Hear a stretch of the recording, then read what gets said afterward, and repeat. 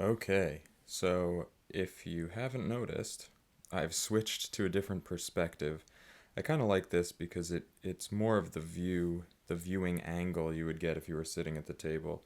It seems like we're far enough in that you don't need to see every single thing on the board because you kind of know where the rest of the stuff is and what we're grabbing from when we get there. So we just died. We got killed by this minotaur. So what happens is we're gonna go into the night phase, and for the night phase, we're gonna get. Oh, look at that! We got better weather. So this is warm sunshine. I could bring this back up here. When breaking camp ends, each hero gains one move AP. Bold fingers of light pierce the gloom, lifting spirits and restoring hope. Cool, I'm into that. That's way better than that pouring rain. Jeez. Okay, so night phase. The lush jungle falls into gloom. That's right here. Okay, so moving on to the dawn, we're gonna wake up in Sprawl City. We're gonna get 2 hit points, which I'm putting on the card down here below the screen. But actually, before we move, we have a couple things to take care of. When you die, you lose all your money. We didn't have any money. But you also lose something from your hand. I have these 2 cards in my hand. However, at the very beginning of the game, I neglected to take 2 cards from any one reward pile, choose one to keep, and discard one. So I should have had an extra card. It would have been an item. So I'm going to just throw that away without looking at it. That's going to be the card that I lose. So that was the penalty for dying. We're healing back up to 2. We have our 1 move AP. Before we go anywhere, I'm going to heal. I'm going to spend, you know what? I should put these up here. I'm going to put this right up here so you could just see the little top of my card. And I'm going to put my little APs there. But this is going to actually be really fast. What I'm going to do is I'm going to spend 1 to rest and spend another 1 to rest so we're fully healed.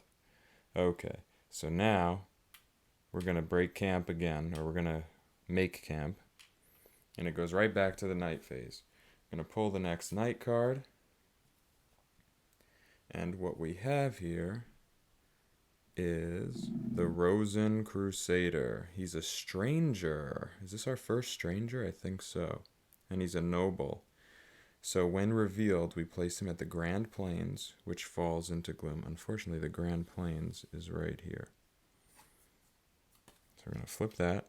We stick this guy here, and he's a stranger, just kind of waiting at the Grand Plains. I'll slide that up there.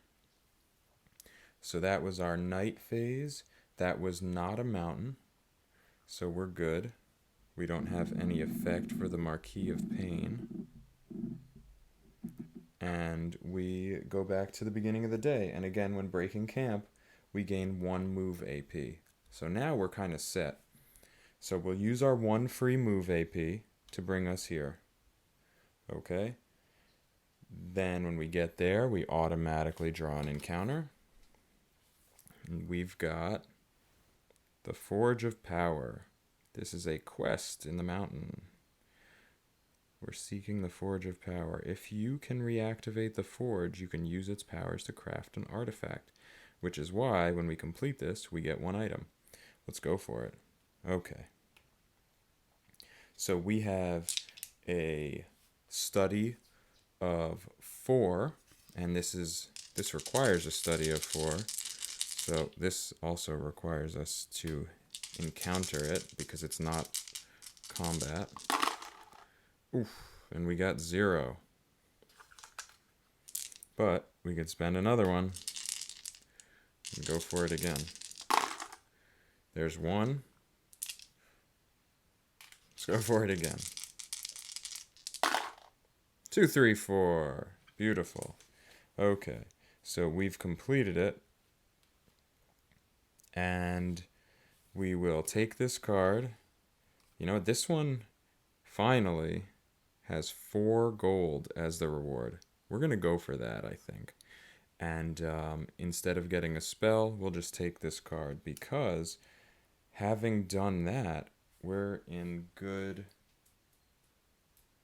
hands with Allstate. We're having good luck because here's our 4 coins. I'll stick them right there where you can see. And I'll tell you why in a minute. But first we take our item. Oh wow, the balanced longbow. If we sacrifice this, once it's actually in our player area, we can defeat an enemy at an adjacent location outright. We have to lose the card, and then we get to kill somebody. Maybe we use it on the Minotaur. In any case, that just goes into our hand.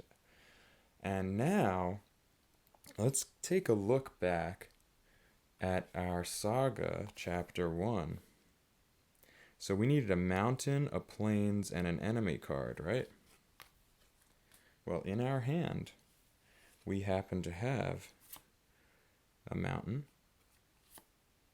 a plains, and another mountain, but this one's an enemy. So a mountain, a plains, and an enemy card. So, with our one last AP right there, we can do a Regale action. And now, to Regale, you're gonna spend, which is just discarding the cards from your hand. If they were assets already, as in if you had already gone and found them at the location that was noted on the bottom, like for example, if I went to the lush jungle and then had this over in my hand and it happened to be one of my requirements, I could use that to satisfy the requirement, but I would get paid the amount on the card. That would be a super cool bonus. Okay, so we spend those 3 cards, and then it also says that we have to spend 5 gold and do the 1 Regale action.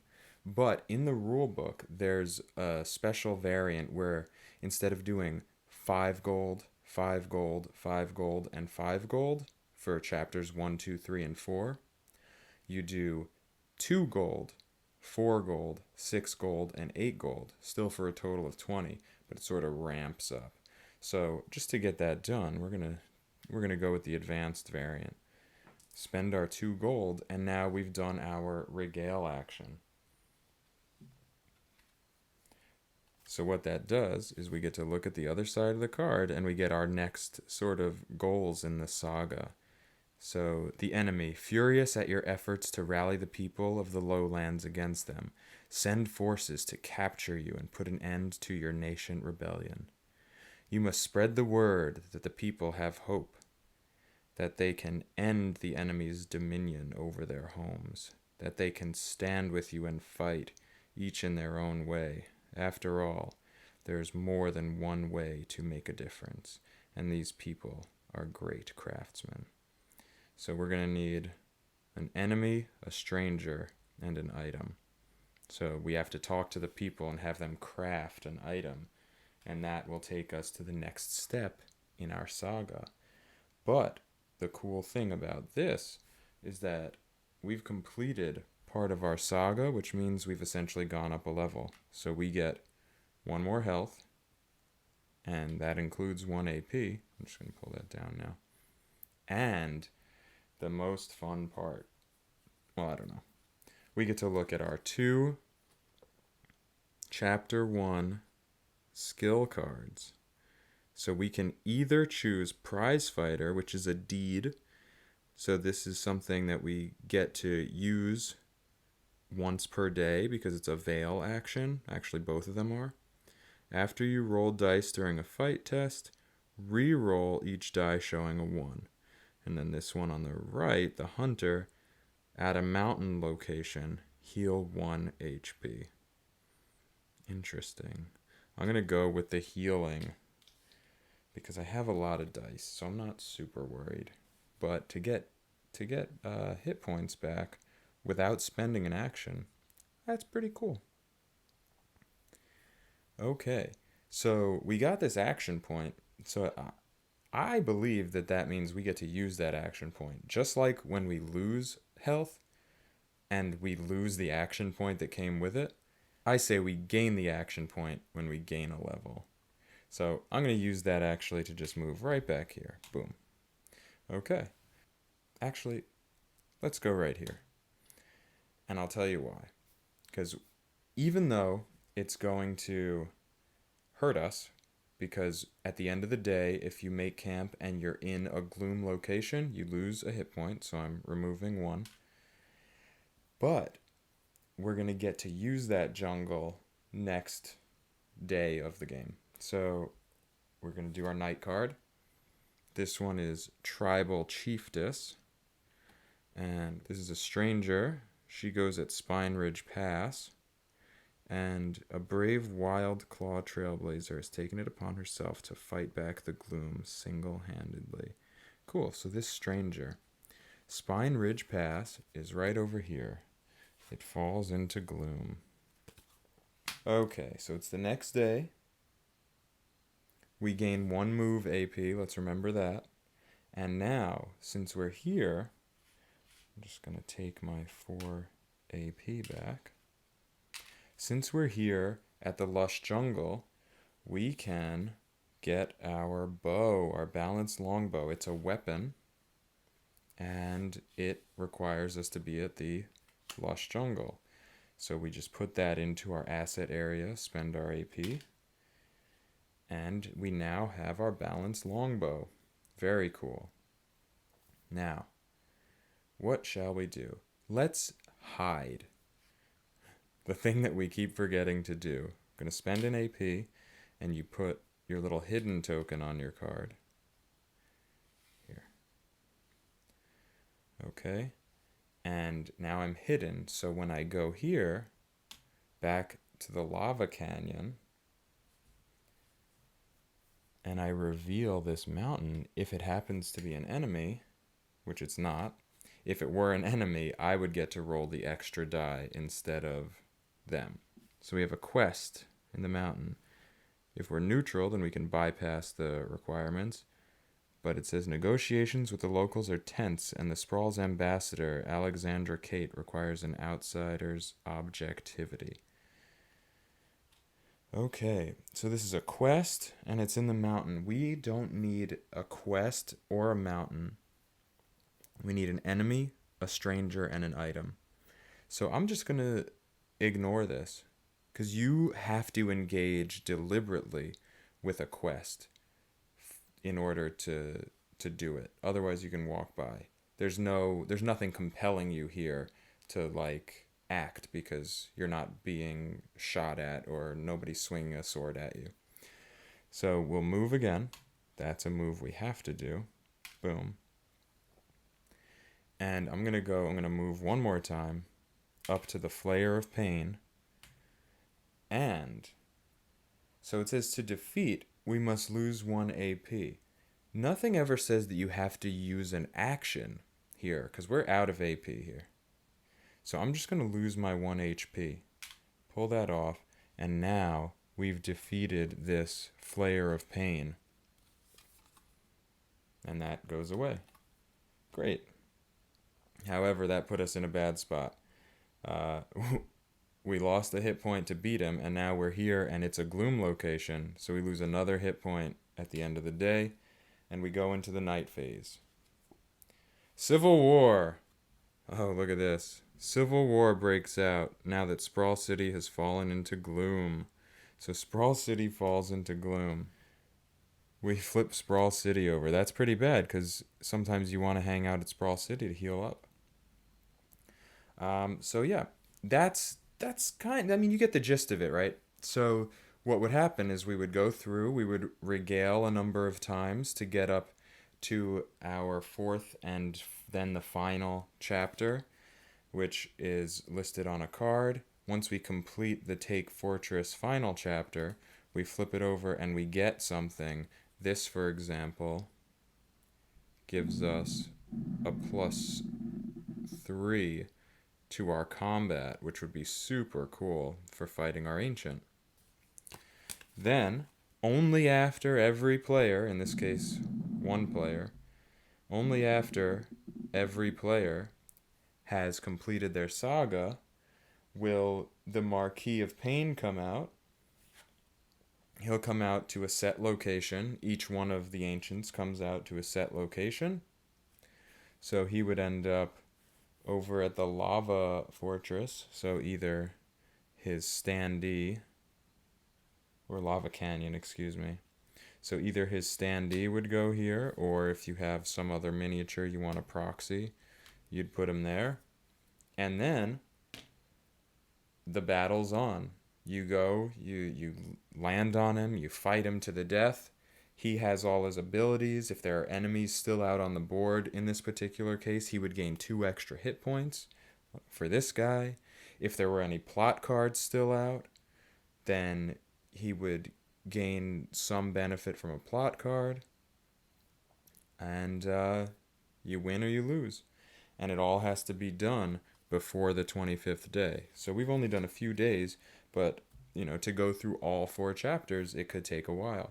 But all the while, you're gaining cool stuff. You're getting items and titles and armor and weapons and spells. Here are some spells which we didn't really take a look at. Here we go. We've got a whole deck of spells. They do different things. They're either deeds, which just happen at will. You can sacrifice some of them to get their effect. Actually, sacrifice a lot of them. You veil some of them, meaning you can use them multiple times. They have different requirements in your study stat. Looks like they're all 3 or more. And they do different things. Some are combat. Some are kinetic, which help you defeat a place, for example, on this one. A lot of interesting things in the spell area. I haven't explored it much, but I think I can play like a sorcerer of some kind in a future game. That'll be a lot of fun to focus on spells like that and maybe use that to my advantage to succeed. But in any case, Gloom of Kilforth is not just a bunch of pretty art. It's an emergent narrative. It's an adventure game. It's something that's different every time, despite a lot of the elements of it being the same. Mixing up all the different locations makes it different, makes the physical, spatial aspect of moving around the world different. The night deck is always the same, but the different order in which the cards come out makes it different. You have 4 different ancient ones, and they each have 6 plot cards, which may or may not come out. You have different items and spells and titles and allies that all come out differently every different game. And all 4 types of encounters in all the 4 different region types all come out in different orders every game. So every time it's a new adventure that just reveals itself to you, and it's a story that builds itself each and every time. And it's really super cool, and it's great for a solo player. And I haven't played it multiplayer yet, but I can see that it could be a lot of fun,